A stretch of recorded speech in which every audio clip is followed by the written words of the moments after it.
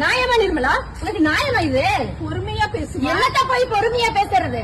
கையில காசு இல்ல, தொழில இப்படி பண்றது. தங்கச்சங்கிலி கொண்டு போய் பேங்க்ல வச்சா சரி, கொண்டு போய் வட்டி கட்டிட்டு வரலான்னு போடாம அசல கொண்டு வந்து கூட நகையை திருப்பி வைன்னு சொல்றான். நான் அந்த அளவுக்கு இருந்தா நானே இருக்கு. உங்க அப்பா கூட கொண்டு வந்து காசு கொடுக்க போறாங்க. கூலி வேலை செஞ்சு பாத்தீங்கன்னா அந்த கஷ்டம் எல்லாம் தெரியும்.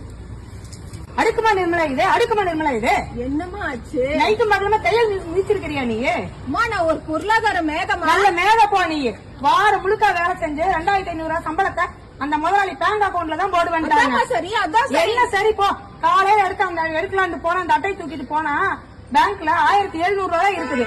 என்ன ஏதுன்னு பதறி ஓடி போய் மேனேஜரை கேட்டா மினிமம் பேலன்ஸ் இல்லைன்னு சொல்லிட்டாங்க. உனக்கு கூலிக்காரன் கஷ்டம் என்னன்னு தெரியுமா முதல்ல?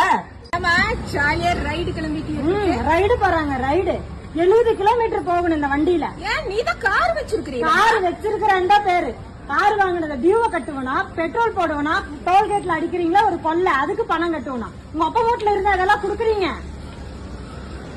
இந்த கொடுமைய பாத்தீங்களா? ஐயோ, அடுக்கீங்களா? சொல்லுமா என்னம்மா? 5 தடவை ஏடிஎம்ல பணம் எடுக்க போய் 6வது தடவை எடுக்கும் போது கட்டணம் கட்டணும்னு நான் நினைச்சேன். அப்படித்தான். என்ன அப்படித்தான்? ஏடிஎம் கூட கால வச்சாவே பணத்தை எடுக்கணும். இப்பதான் எனக்கு தெரியுது. அப்படி இல்ல, உங்ககிட்ட யாரோ போய் பேசி என்ன போய் பேசிக்கிறாங்க? அக்கௌண்ட்ல பணம் இருக்கான்னு செக் பண்ணாலும் பணம் எடுக்கிறீங்க, பணத்தை போட்டாலும் பணம் எடுக்கிறீங்க, பணம் எடுத்தாலும் பணம் எடுக்கிறீங்க.